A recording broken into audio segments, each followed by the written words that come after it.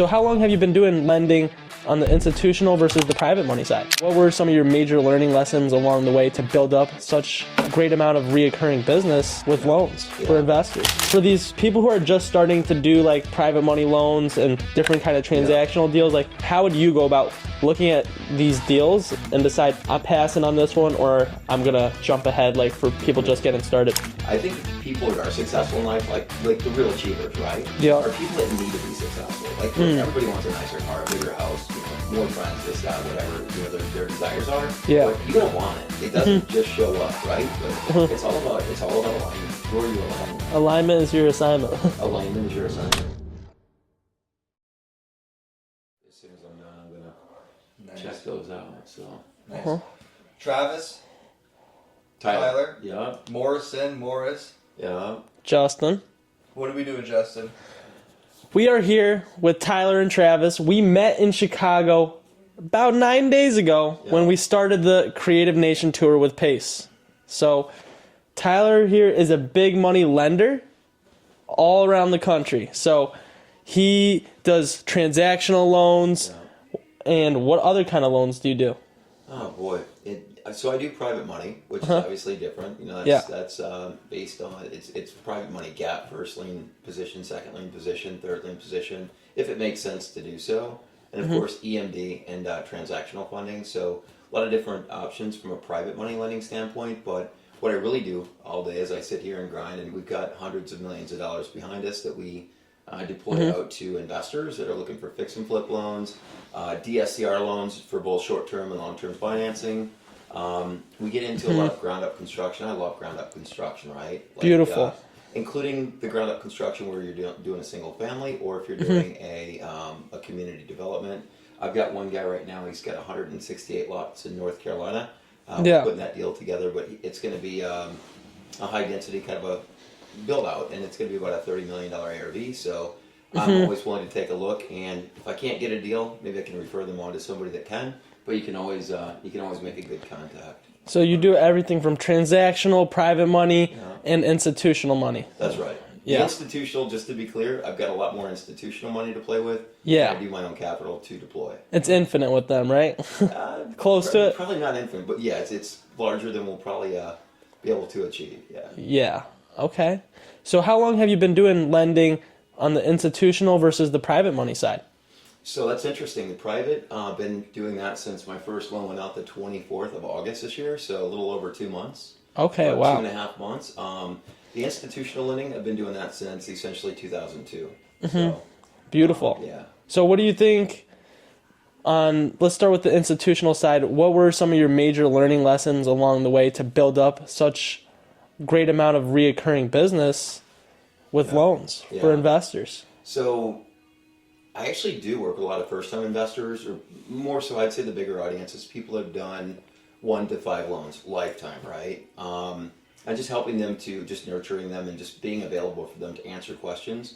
But what I've learned is that the people are doing, let's just pick a number, 20 loans a year, 30 loans a year or more, is just really just being available for those people. And what I found that's kind of magical with that is that it's not just when you're working with the people that are doing higher volume, right, in terms of units, right? It's all about relationships and being available. I don't know that you need to work 7 days a week. Self-inflicted, I guess, at this point that I do that, but just being available for them, knowing your product. I think product knowledge and really being able to put somebody into a loan quickly has a lot to do with how we retain our clients, which is super important. Awesome. So how did you decide to get into the institutional lending side? Like, how old were you in 2002? Oh, wow. In 2002, I actually was doing owner-occupied, so it was just part of the refinance boom, right? Okay. And then 2008 happened, and that's kind of when I started to transition from doing owner-occupied loans to where I started doing the investor loans. Okay. And, so I guess 2009, 2010, and then from there I just kind of gradually got busier and busier. I've got a couple of other businesses, so started off as a side hustle, to be honest with you, when I got into the business purpose loan side and not the owner occupied. And then it's just I called it my profitable hobby, and now it's become a lucrative opportunity. Yeah. Awesome. And as you grew, like, did you have different sales teams and then like have no sales team at different points? And Oh yeah, where are you at right now? yeah. Oh boy, so we've got a pretty good sized sales team, right? So it's all about volume, and so it's not me just sitting here, me against the world. But I do work out of my home, so we do have a very remote team. Our processors are remote, and then of course the lenders, they're all stationary, right? So, but yeah, so as far as building teams, we've had teams as large as 30. We've had teams as large as me against the world, right? Yeah. You got to start somewhere, but yeah, just really, I'm a big fan of practicing before I involve other people, right? It's not just, hey, you can make a bunch of money or you can close a bunch of loans, but I like to prove out systems before I start to engage other people, so that way I can have a better opportunity to lead them to success. Otherwise, quite frankly, we're just, if we're all drinking the Kool-Aid, we're, kind of wasting a bunch of time. Yeah. Yeah. So you gotta master the craft and then bring in people. So how did you go about like just being man against the world versus like getting your first employee or fifth, 10th, and then get to 30 and Yeah. So I would say that one of the shortcuts for me has been my wife, right? So she's an instrumental part of what I do. Shout out to the wife, guys. That's right. Got to do that. But so just really having knowing that the house is taken care of, the kids are taken care of, and that just my back office is taken care of. The bills are paid, everything's taken care of. I can literally go out and focus on growing the business, conquering the world is what I say. But and then just really understanding the product, being a student of what I'm doing. Right, doesn't matter if you're a baseball player and you're trying to master the art of batting, or if you're doing loans. Right, there's a lot to know, but it's not the book smarts. It's actually being able to execute, and that's what I've been able to do for the last 20 plus years. So what's the difference between the people who don't execute and do execute? Oh man, do not get me started. How much time do we have? Oh man, so you know what? That's interesting. So at my age, I guess the older you get, you start to self-reflect, right? Like, how you got here isn't going to get you there. I'm not sure if that's exactly how that goes, but it's just taking a look at, I'm an ordinary guy, right? Someone from a town of about 1,000 people. So it's like, I've got this mindset, if I can do it, anybody can do it. And the older I get, the more I realize that that's just not the case, right? And going down a different path, maybe a book I'll write someday, but I think that the people that are successful in life, like the real achievers, right? Are people that need to be successful. Like, look, everybody wants a nicer car, a bigger house, more friends, this, that, whatever, their desires are. But you gotta want it. It doesn't just show up, right? And just working haphazardly, it's just looking for people that really want to get ahead in life, and then their actions demonstrate, what it is that they're saying they want to achieve. And and that happens both from the organizational chart from me down, right? But it also happens in your networking as well. It's about the proximity. We all know about that, right? Which is how we met, right? Like, I wasn't necessarily, I don't want to say I wasn't going to the event looking for loans or deals to work on, right? But when I go to a networking event, I'm literally looking for relationships like this, right? And so I'm grateful that you guys are here, man, and just glad to be part of the roadshow, man. It's exciting. Cool. Yeah. So how old are you now? So I'm 55. Okay, so you've been through your 20s. Yeah. You've been through your 30s. That's right. You've been through your 40s. What did those 10-year gaps look like? And what was your big break, biggest loss? Yeah. And how did you get to where you are now, mindset and financially? Wow, that's a lot of questions. We got 5 hours. Man, I'm gonna need anyways. So 30s, 40s. You know what? I think that you got your finders, you got your minders, and you got your grinders, right? Yeah. So haven't heard that one. I think it was a finder and a grinder through my 20s, right? And starting businesses, but really not. I guess kind of not afraid, but it's okay to be nervous. But if you're afraid, right, that's a different level of fear. But always looking to lean into that ownership, type of role. And so I'd say I did a pretty good job through my 20s. And once I got into my 30s, that's when I just realized that, you guys look pretty young. I mean, I don't even know if Justin, if you shave yet or not, but actually do. I do. I saw the little beard the other day, but I looked really young. And man, I wish I wouldn't have let this happen. But if there's anybody watching that could say, I could probably teach a lot of people what not to do. Yeah. And one of them is just, if you're young, just go for it, right? It's people don't judge you based on how old you look. They judge you based on your ability to execute or perform, or to help them to solve their desires, right?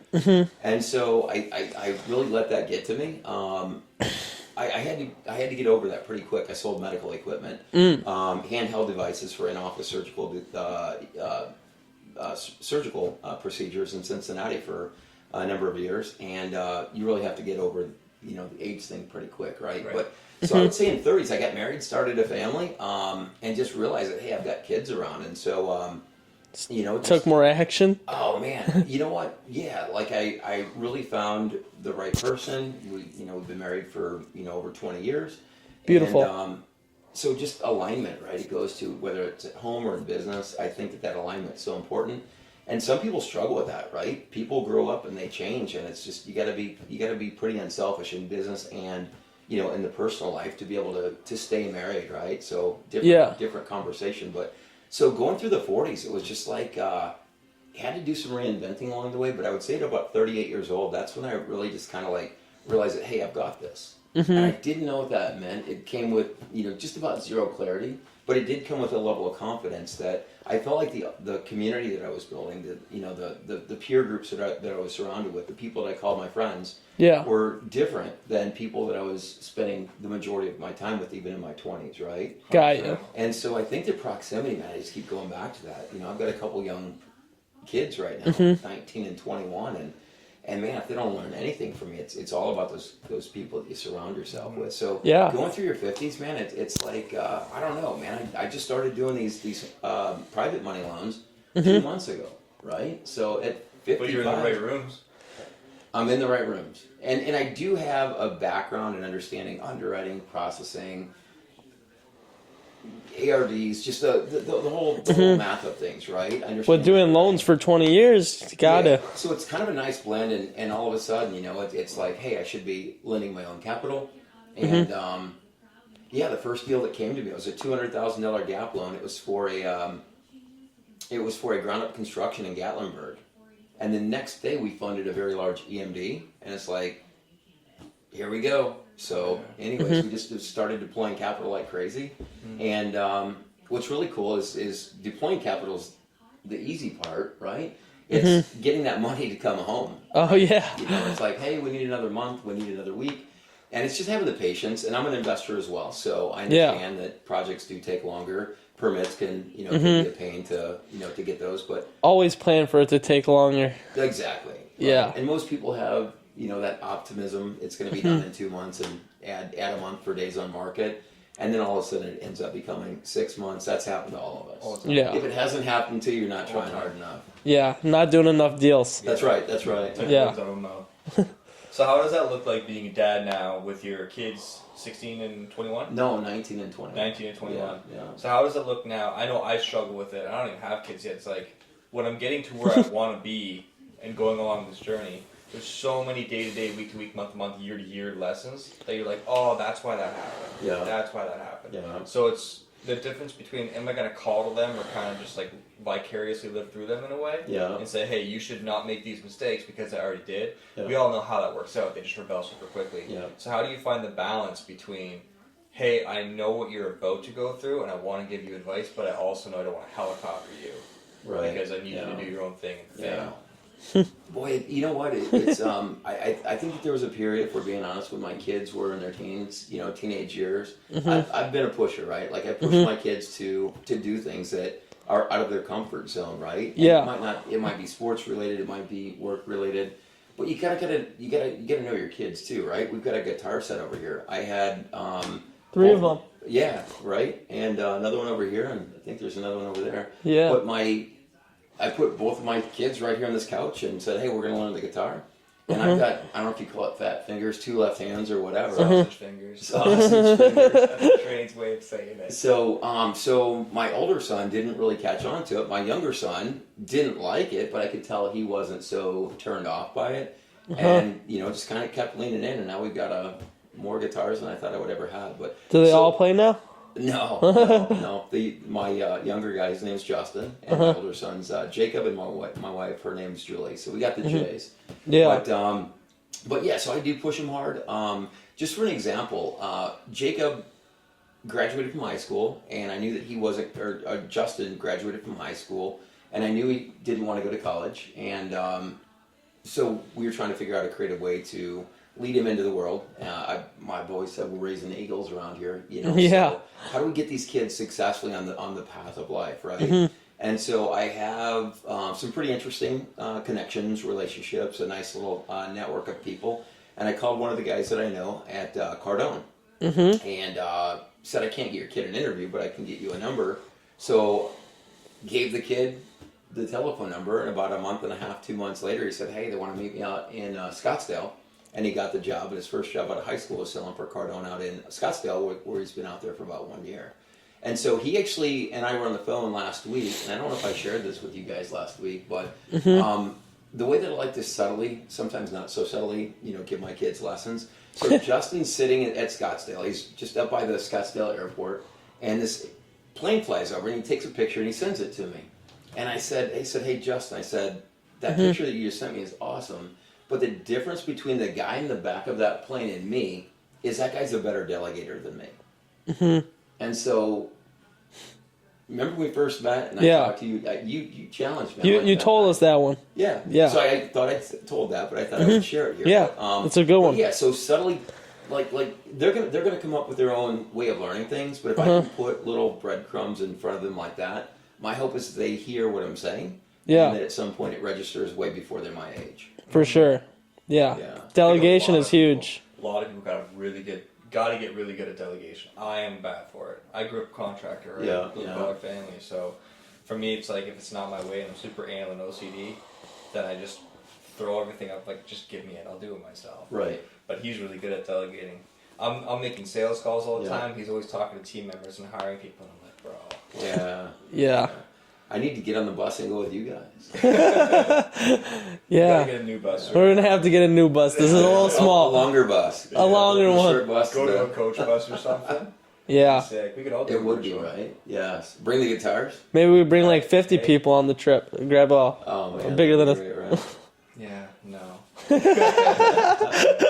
Good. So what did your big break look like? Because I know in my experience, I had a big break, and then within like 8 months, lost all that money. And I remember telling you that story, right? Yeah. Lost all that money, and then I realized after losing all that money that if I had all that money when I started my real estate solutions-based business, I would have probably dumped so much money in the wrong areas, where I would have been frustrated and I would have driven myself out of the business. Right. So I think a lot of people say, yeah, if I have all this money, then I'm going to do this with it. And it's like, well, you don't really actually know what goes. Right. So what was your big break, and what did that lead you to, and what opportunities, downfalls came from that? Right.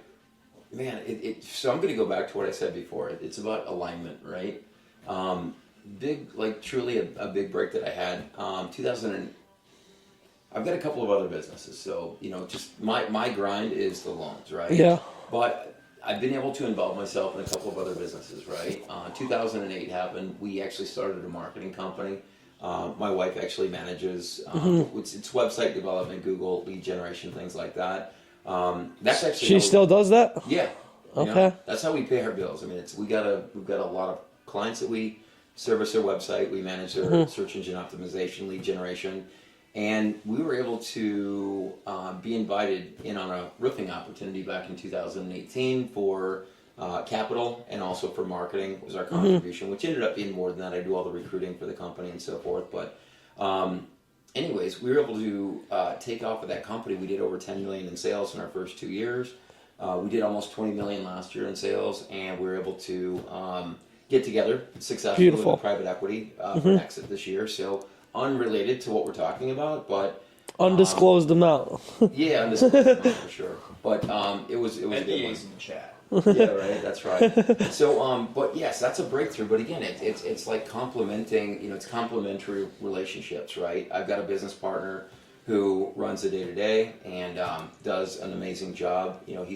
I'll give him more of the credit, but I think he would also say that, hey, we wouldn't be here without each other. So we passed through the bank account a ridiculous amount of money in terms of transactions, and we couldn't get along any better. So You gotta get through life together. You know, he's going through life, I'm going through life, and it's The roofing partner? yeah, exactly. So it's good, man. Again, going all the way back to, I think it's the third time, to reiterate this, but it's all about alignment. Who are you aligning with? Alignment is your assignment. Alignment is your assignment. That's Yeah. right. Yes. Don't partner with someone you're not aligned with. Man, and it's so hard to know. It's like, how do you know it? You don't know Until you make a couple bad ones. I remember somebody made a sales call, and I was the one being sold to, and I said, what about this or what about that? Is this going to work? Essentially, is this going to work or not work? And I remember him saying, there's only one way to find out, and I'm like, man, So, anyways, but when you go into business with somebody, when you go into a fix and flip, or you go into a DSCR, a short-term rental, you're buying that first apartment building, which I actually do want to throw something out there. One more tally mark, right? I just did my first GP opportunity a week ago Friday. Okay, so awesome. I've got a GP on the resume as well. Multifamily, 200 units. 200 units, Yeah. nice. So we're on the GP side of that, so I'm super excited about that. You raised the money? Or what was your role? It was kind of raised the money and put some of my own money in there. Yeah. So I'm excited about that. I do not know where that goes. I don't know that that's my my passion project, but the opportunity was in front of me. So I like projects, man. If somebody needs help, it's like let's jump in and let's make it happen. Cool. Yeah. Awesome. So for your general partnership, like, how much return are you getting on that kind of money, and how long would it take to do the deal? Is it like a construction deal, or is it already cash flowing? Cash flowing. It's actually it's an A-rated property, and we're expecting we're looking for about 12% per year, and I would say that we're looking for a total return of about 20% annualized. Looking for about a 3.5 year exit. It takes a little bit longer. It's not a problem, but we're looking at a 3 to less than 5 years would be ideal. Okay. So how would you decide to jump in a deal like that versus like your other private money loans that you were telling me about that you're getting 10% interest a month? 100. It could, if they hold it for a year, it could be 120. Right. That's right. So different play. I mean, it's you've got to have your short term and your long term, right? So that's more of a longer term play for me. And just being real with you, the reason that I did that was because of the GP. Like, to have GP on your resume, I had an opportunity to go in and get that GP credential. And so on the other projects that I'm doing, those are just short-term loans. Those are like 1 week in some cases, like the transactional funding type of projects. I'd say typically 1 to 4 months with an opportunity to extend. Somebody goes out beyond six months, right? That money gets more expensive, and they're probably looking for more like an annualized return, even if it's 15 or 20%. So there's money out there. It's just, in some cases, it's just private money lenders. I've actually used them before, and they're pretty flaky people, to be honest with you, right? Like, and even the ones that are not flaky, at some point, if they've got, pick a number, $500,000 or $5 million, at some point, that's probably gone, right? Or it's deployed. Yeah. And then it's just get in line. Hey, all my money's out, and it's going to be back. Call me in 3 weeks or 3 months, right? And so, so far, we've probably done around 15 loans, I would say. So it's closed? Yeah. Like, closed. You got your money back? No. Okay, how many have you done and gotten your money back? 5 is probably rounding up. I'm gonna say 1, 2, 3, 4. I think there's 4 that we've gotten the money back, and I've got another 10 that are deployed right now. So we did a handful last week. Okay. So it's starting to speed up, but again, just like everybody else, there's a limited supply of capital. It's a healthy amount, right? Probably. You started in August? Yeah, August 24th. So it's about 2 months now? 2 months, 2.5 months, yeah. Okay. So, like, how did you go about getting leads? Like, most people in, like, the Gator community that I say, like, they're like, where do I get the deals? Right. But there's plenty of deals. Like, how did you go about that? So, I showed you earlier, kind of like the CRM. Yeah. Right? Yeah, the binder. The binder. the binder, the finder, the grinder, the binder, right? Yeah. Add that chapter, right? So, but yeah, so healthy Rolodex, and I mean, who people are really growing, right? Understand the concept of using other people's money, right? Yeah. So, from that standpoint, I would say that, like for an example, I got a lead earlier today from you, right? Yeah. I also got another lead today from your dad, right? Really? So, that's 2 in one day, and then of course you've got everybody else that's The 20 others you showed me. yeah. So it's and I want to be careful. Like I'm really looking for like $50,000 to 6-figure kind of plays, EMDs, Yeah. PMLs, Got you. transactional funding opportunities, but really not looking for like the $5,000 to $15,000 projects. So just being real, I mean that's kind of my target audience. Got you. 50,000 and up. All right. So like for these people who are just starting to do like private money loans and different kind of transactional deals, like let's say like there might be 2 different underwriting processes you do. Like how would you go about looking at these deals and decide I'm passing on this one or I'm going to jump ahead like for people just getting started? It's a great question. So doing the private money lending is this kind of a side hustle for me. Yeah. My grind, I do a lot of loans, right? Like the fix and flips, the DSCRs, the ground up construction, multifamilies, commercial, things like that.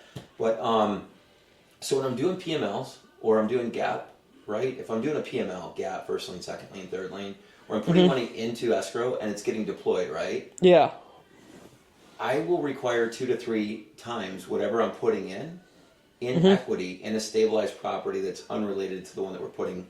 Oh, like cross collateral? Yes. Okay. Unless I did a project, I think it was in Medford, Oregon, right? It was, it's my understanding my numbers could be a little bit off. I'm going to make up a scenario, right? But plus or minus, the seller held a seller carry first, right? That was going to be $500,000. I put almost 250,000, 242,000 was the number, right? Yeah. Behind the $500,000 first, so I did $242,000 second, and the value of the property was $1.6 million. Yeah, So crazy I didn't steal. necessarily need to be cross collateralized on that one, but in a case that where it could make sense where I would have cross collateralization, or I have to have enough equity in the property that we're funding to be able to make it make sense for me to become involved. Okay. Makes sense. Cool. So you're making $24,000 a month on $240,000, like 10% interest around there. Yeah, that's right. Yeah. All right. What kind of an opportunity did you see in real estate? Was it like, hey, I want to be in real estate, and then you got a lot more success and a little bit more capital, and you're like, okay, this is the play I want to make? Or did you have another plan in getting in real estate, and then you got the capital, and you're like, no, this is it? Right. So getting into real estate was always kind of more of a money grab, I guess. So I was out in Salt Lake City, Utah, and I had some friends from Wisconsin that were out in Rhode Island, and they were killing it with the loans. And after about a year of trying to get me to come out there, essentially recruit me, right? They called me up one time and said, hey, why don't you come out on Wednesday and we'll party this weekend, we'll have a good time, come out and have a great weekend, but I'm going to fly you out here, come out here on Wednesday, and you can shadow my guys on Thursday and Friday, and we can just, have a great weekend, right? So anyway, so I was like, sure, let's do that, right? So I went out to Rhode Island, and I remember calling my wife on that Friday afternoon that I was sitting there shadowing the guy. I was like, I can't do this. She's like, don't they sell loans in Utah? I said, no, not like this. And so anyways, a couple weeks later, packed the car and I drove across the country, and that was, here we are, still doing loans. That was in 2002? 2002, yeah. Let's go, baby. Wow. I know, right? What were you doing before You're not that? actually new. No, that's Like, right. you know the system.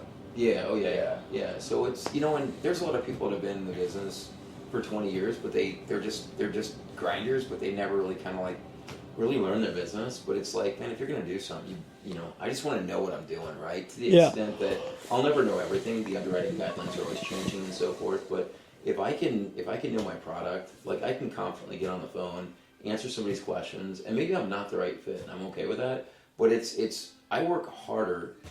Anybody that knows me will tell you that I work harder on the relationships and the ongoing opportunity for business and the ongoing connections. The deals are there. I mean, I've actually met a person at a networking event within the last year where I'm the old guy, You guys have it. I handed you a business card, right? How funny is that, right? Yeah. Giving away my age, right?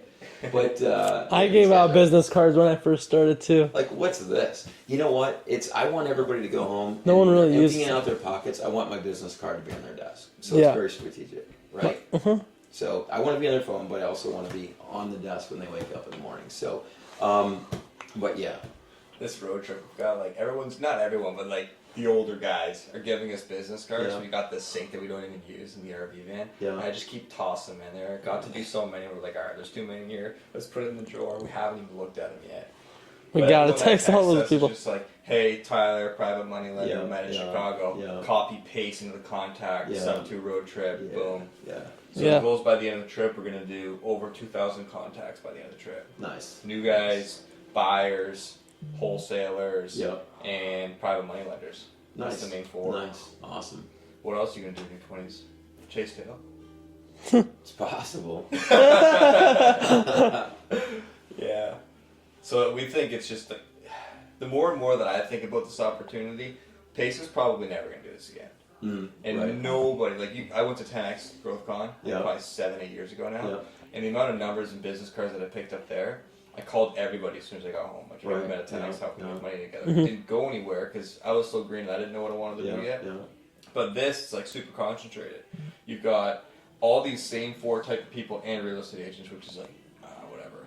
They're all the same people. Yeah, who needs a real estate agent for one of these meetings? Right. It's like, Yeah. if you do anything but real estate agent, grab my number. Real estate agents, do you have access to foreclosures? Send me a list. Right. That's right. It's pretty well read. Real estate agents are good because they want to actually start buying properties. Right. If they're investor right. friendly Yeah. real estate agents Yeah. and they have access to that, sure. But when you get like a lot of these guys in these rooms that are like, oh, I'm a real estate agent, I've been doing it for 2 years, and I scoop ice cream on the side, it's like, I I don't know if I want to do this. Yeah. Yeah.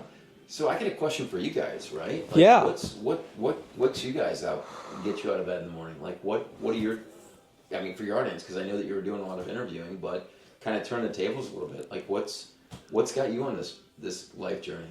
For me, it's 7 months, no deals, 25,000 for cold calls. I needed to go through contracting in order to do this because like I lost well into 6 figures in contracting and so much unpaid labor and mistakes and everything. So I couldn't have started this before I did the contracting, which is I'm blessed for doing the contracting first, even though it's hard on the body. I just told myself I need to get in real estate. I've been wanting to do it ever since I was 14 years old, and then did a few mobile home flips in Canada. Did pretty well on those. Lost all the money from that, from being stupid and other business decisions, but you live and you learn. And then one of my mentors came to America. Shout out Matt Piche. He came to America and he's like, bro, you got to get here like ASAP. Because he was doing like 150 flips in Canada over a couple of years. Right. And I was always watching his content, and he started mentoring me. He's like, you can use all my accountants, all my people that set up the E2 process. And I was like, wait, if I make $100,000 on a flip in Canada, what's that USD? 60, 65K? I'm like, bro, I'm going to be so happy to make $100K on a flip, but if I want to move to the States, chops are rate in half. Right. So I'm like, okay, I'm 27, I'm not going to have any less risk than I have right now, and my overhead's pretty small too. Yeah. So I'm like, if I'm going to make this decision, if I was to get a girlfriend, wife, get someone pregnant, have some kids, how much harder is it going to be then, and how much time am I going to be taking away from my family then? And the things that I'm sacrificing now is like, do I want to go out on these weekends with the guys, or do I want to do this, or am I disrespecting my family members in a way? I'm a deep thinker. Am I disrespecting my family members in a way of like, if I do that and I don't actually give myself that chance of being who I want to be, was that actually worth it? And that cheap fun of like going out drinking, stuff like that all the time, like everyone's got to do it once in a while. I get like some people don't like it, and I completely respect that, but everyone's got their stick.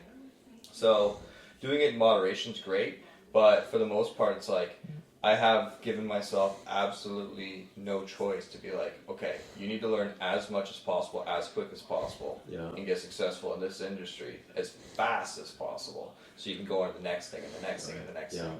So I live my life in like 10-year segments. So when I was 20, I'm like, all right, what do I want to have accomplished by the time that I'm 30 if I knew I was going to die like December 20th? Right. Yeah. When I'm 30. Yeah, that's like, right. what am I okay with what's being said at my funeral or how I took care of my family. Between 30 and 40, I've got a plan. It's definitely going to change. Plans change. Yeah. But yeah, you just have to grind your butt off and make connections in your 20s. That's what you have to do. Like work all the time, and you got to love what you do. Right. It doesn't have to be a passion. But you got to love it enough, and obviously the money's got to be pretty good too. To what extent whatever extent you're willing to share, do you have monetary goals, or is it unit goals, or like what? I do. How do you measure? Like how do you measure your goals? I think it's a high more now than anything. Okay. Because originally my monetary goal when I was like 20, 21, 22 was like I need 150 million liquid in the bank account. But now I'm thinking, I'm like, why would I have 150 million in the bank account when I can private lend that money and do this and do that? Well, money's not going to really matter. Okay, what do I want to do with it? So now it's not I need 150 million or I need that monetary goal. Now it's okay. I got to get these small deals between 5 and 30K. Do the wholesaling, do the real estate solutions based thing. Then I got to start buying rentals. Okay, single family, lot to manage nationwide. Do I want to just be stuck in one city? No. Okay, so I can't do single family. What do I got to do? Light industrial, multifamily, mobile home parks, all stuff like that. Maybe even own a few laundromats and some other businesses as well. But I've seen it so many times now where it's you get so many guys that are like, oh, I've got 40, 50, 60, 70 units in this area code. And it's like, okay, well, why don't you move to Arizona? Why don't you go to Florida? Oh, I can't. I've got all my properties here. Bingo. Right? So are they assets or are they time liabilities? Mm-hmm. So the way I look at it is like, okay, it's kind of easier to go big than to stay small. Right. Especially if you have access to big money capital and you're willing to partner with people on deals that you don't know what you're doing on. Right. So one thing at a time, small potatoes get bigger and bigger and bigger, and next thing you know, we're going to be sitting at Thanksgiving dinner. That's right. So, yeah. Justin, what about you, man? What's got you out here driving around the country, man? Look at you guys. We're driving around the country. We'll get to that. But the reason I got started was I just hated school so much and didn't want to go to college. And I wasn't really learning anything in high school, so I was just over that aspect of things. I was doing stock market day trading from 16 to 18 and taught me like day trading, and I hated learning actually, so I kind of, for a while I said I would never read books or learn certain things, so I started reading books when I started doing the stock market that helped me learn and grow at that point. But I did see my dad doing some real estate a little bit, but I actually didn't really understand what he was doing. I thought he was mainly a realtor. Yeah. But then when I was graduating high school, I kind of understood more. He was doing fix and flips and buying deals, so I was watching that more. And one day he just threw me in the office and started with a list of leads and another piece of paper on what to say. He didn't really tell me what to say. He just handed me those two pieces of paper and said, have a good one. We'll talk in a few hours. Yeah. Oh, man. And magic happened, right? The magic happened at that point. I did have to make a lot of calls, probably like 50 to 100,000 calls in like 4 months to get my first deal. I had about 10 deals under contract that all fell apart, like different underwriting issues, different like sellers are crazy, or I didn't have any buyers in that market, a lot of different reasons. That's actually cool. No, I remember how I did 25,000 phone calls as a single line dialer, and you told me the story. How did you manage to do 100,000 phone calls in 4 months? The reason I did that was how did you do it? Or the how I did it was I started with the single line dialer like you did, but I was like, I'm not making enough calls. No one's answering the phone. So I started going on YouTube, how to make more calls, and tested out this thing called REI Reply. It was like $100 a month, and started doing the dialer on there. And then there was like an add-on fee for another user, so I grabbed another computer. So I had 2 computers open, dialing 3 people each, 6 people at a time. So that's how I was making so many calls, and I was just pulling lists from like Flipster or PropStream. I was trying like all these different platforms because I was just knew it was testing mode. So I think I spent maybe $1,500 to get started in real estate. It's a pretty good investment. That would have been not even 1 semester of college, even at the community college, right? Yeah. How would you recommend young wholesalers to get started now, knowing what you know and knowing that it was $1,500? Would you recommend them making all the cold calls that you made, or would you recommend them doing something else? I would recommend finding a great buyer who buys deals in a certain market or maybe nationwide, and then find wholesalers like me or people in Facebook groups, different communities, Discord, school, millions of different things. Find their deals, build a relationship with them, and get them to send you their deals. Say you have a buyer looking for this, or you have millions of buyers if you have a large list of buyers. But in the beginning, you're really just getting started. So maybe find like 1 to 5 serious buyers who actually can close with cash or hard money, different kinds of people. Maybe some want to do flips, rentals, so you can have options. And then you just want to get like every single deal in that market. And they know that you're getting it from all these wholesalers. And they don't care if you're doing that because they're lazy. They just want to sit back at home and raise money, or they have the money, things like that. So managing the construction crews, whatever they have to do. That's right. Would you think that's on the disposition side? Yeah. I like that. That's so interesting. Would you think on the acquisition side, once you build that buyer's base, or once you even acquire a property and you're looking for that buyer's base, do you think that someone should go as far as you and I have gone, where you're making tens of thousands of phone calls and you're draining yourself mentally and physically to do it and putting your stuff through the game? Or do you think that they should look at a different option like PPL? No, definitely not. Don't do that. Why not? Because you don't know how to even talk to a seller yet, and you're going to be wasting your money. They're very expensive leads. We got Tyler, he runs marketing. I'm sure it varies on industry by industry, but real estate in Michigan, it might cost like $150 a lead, or it might cost in Los Angeles $500 a lead.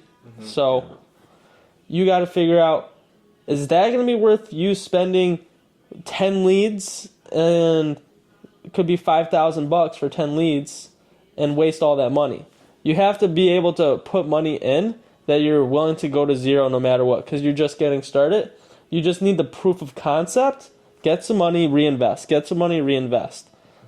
So I got you.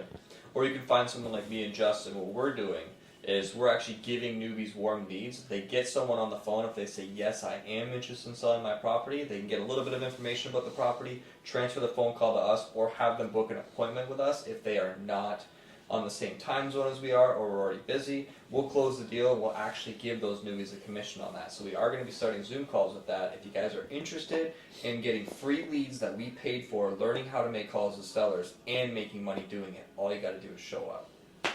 Yep. So DM us on Instagram. That one. Calls. That one. DM us on Instagram. Calls me or Travis, and we'll send you a Zoom link with the upcoming call session. Awesome. Last question for you here, Tyler, is if you were in your 20s and you were getting into real estate, would you be doing what we're doing?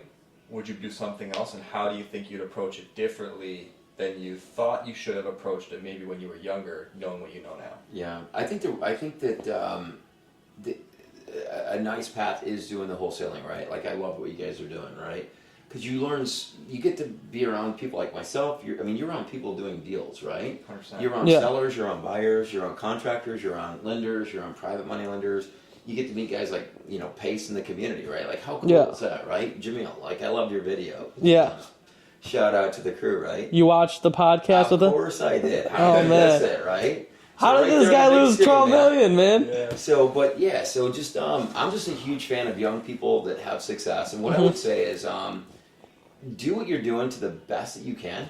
Always be in your head striving to grow, and grow with people that are farther down the path than you. It doesn't always mean that they're older, but it means that maybe they've done something for 2 or 3 or 4 or 5 years, right? You're going to meet people that are 25, 30 years old that are just like, literally, they've mastered their art, right? Yeah. And so, like, just figuring out a way to, in some cases, align with them, partner with them, or at least have them available, to advocate or, answer your questions if you run into problems. So it's okay to lean into something. Like, I always have, whenever we have new salespeople, it's like the ones that never work out are the ones that want to know all of the answers, right? And it's like, no, you don't need all the answers. You need the right questions to find out what you don't know the answers to, and then come to me, come to somebody that you're surrounding yourself with. If you're doing your first multifamily, it's scary, right? Yeah. You're doing your fix and flips, that's scary too, right? Do your first loan. It's like, what do I do with this, right? Like, what next? But I think just putting yourself around people and finding out, like right now, you guys are doing extremely well, which I'm super proud of you guys, right? Appreciate it. What I would say is that look for that next door to open. But in the meantime, one of the things that I love about you, Justin, from the first time that we met, right? So how I think I was introduced to you, you asked me a question about what's a young guy asking an old guy. It's like, hey, where do I go with this? You know, my ego wanted to kick in and say, what do you know, right? Yeah. I'm just being honest. But, For sure. But he's like, hey, here's a guy right now that's figured out how to really become efficient at you know, outsourcing tasks, responsibilities, and things like that. So take what you're already doing and then just keep continuing to grow. Like you said, the potato, right? Little potatoes become big potatoes. Yeah. And I think a lot of that's just going into something, knowing that you've got the community around you that you can reach out to. So if you run into questions or problems that you can't get through, there's always a door that's going to open to get you through it. It might not be the desired outcome, but just the people that can help you to get through those difficult situations is really going to get you where you want to go. Like you guys are going to blink and you're going to have families, you're going to be my age, which isn't a horrible thing, but but the bottom line is just, you know, make the most of every day. One of the things that you said, Travis, is urgency.